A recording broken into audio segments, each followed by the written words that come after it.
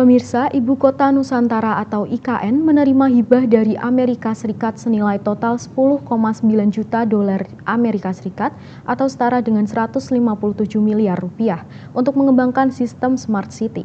Dalam proyek tersebut, Amerika Serikat memboyong 8 perusahaan teknologi terkemuka seperti Amazon dan Motorola. Simak laporan VOA berikut. Informasi ini sekaligus menutup perjumpaan kita hari ini. Tetap saksikan USM News hanya di USM TV. Saya Yohana dan kru yang bertugas pamit undur diri. Terima kasih. Wassalamualaikum warahmatullahi wabarakatuh.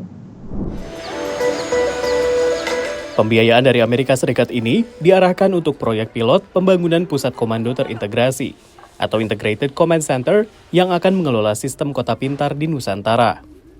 Badan Perdagangan dan Pembangunan AS, USTDA, memboyong teknologi dari 8 perusahaan Amerika. So the technologies from the U.S. companies vary greatly.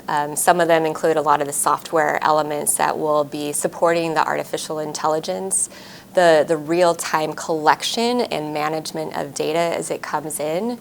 It will also include cloud computing, cloud services that are needed for that real-time data, as well as some of the hardware infrastructure that is needed for the integrated command and control center as well. Hibah itu disepakati pemerintah Indonesia dan Amerika 39 miliar pada bulan Mei dan 119 miliar pada September. Proyek ini didanai bersama antara pemerintah dan swasta AS. Dalam kesepakatan hibah bulan September, pemerintah Amerika Serikat menyumbang 46 miliar rupiah, sementara angka yang lebih besar, 72 miliar rupiah, datang dari sektor swasta.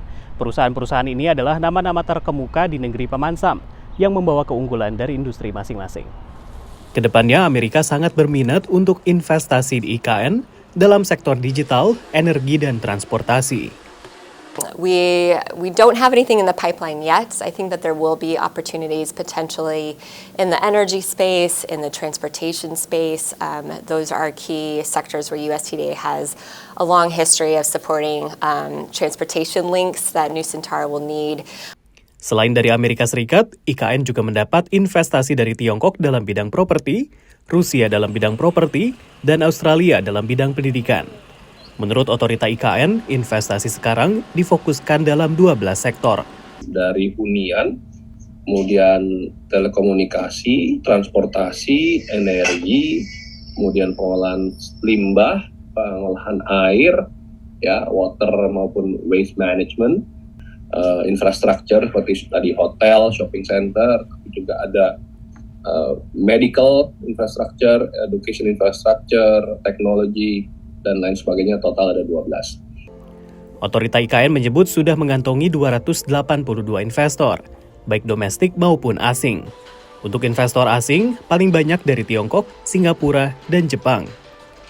Sementara total investasi yang masuk ditaksir mencapai 59 triliun rupiah. Namun tingginya investasi yang masuk menurut pengamat hanya dirasakan oleh kawasan inti pusat pemerintahan atau KIPP dan tidak dinikmati kota-kota di sekitarnya. Buat apa membangun IKN, KIPP, tapi semuanya terfokus di situ, gitu ya. Sementara tadi Samarinda, Balikpapan, Bontang, PPU Kuker jadi penonton. Dari Washington DC, Rio Tuasikal, VOA.